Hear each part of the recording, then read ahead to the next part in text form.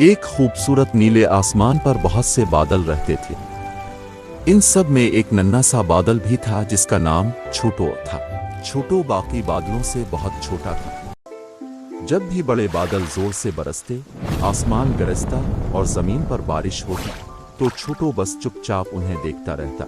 वो अक्सर सोचता, मैं इतना छोटा हूं, मैं कभी बारिश नहीं कर सकता।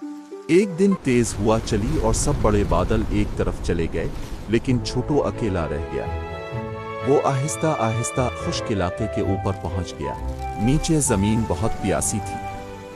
दरख्तों के पत्ते मुरझा गए थे, फूल झक गए थे और एक नन्हा सा पौधा कमजोर होकर जमीन की तरफ झुक रहा था।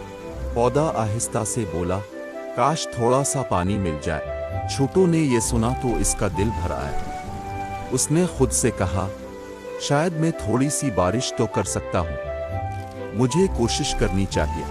उसने अपनी सारी हिम्मत जमा की और आहिस्ता आहिस्ता बूंदें गिराना शुरू की।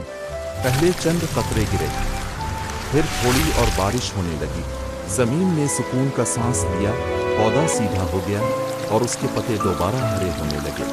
पौधा खुशी से बोला, शुक्रिया नन्हे बादल, तुमने मेरी जान बचा ली। छोटो हैरान रह गया, मैंने?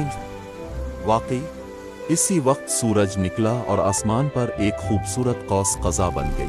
अब छोटो खुशी से चमक रहा था। इसे समझ आ गया था कि छोटा होना कमजोरी नहीं, बल्कि एक अलग खूबी है।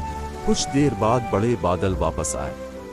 उन्होंने सब देखा और कहा, छोटो, तुमने बहुत बड़ा काम किया है, हमें तुम पर फख्र है।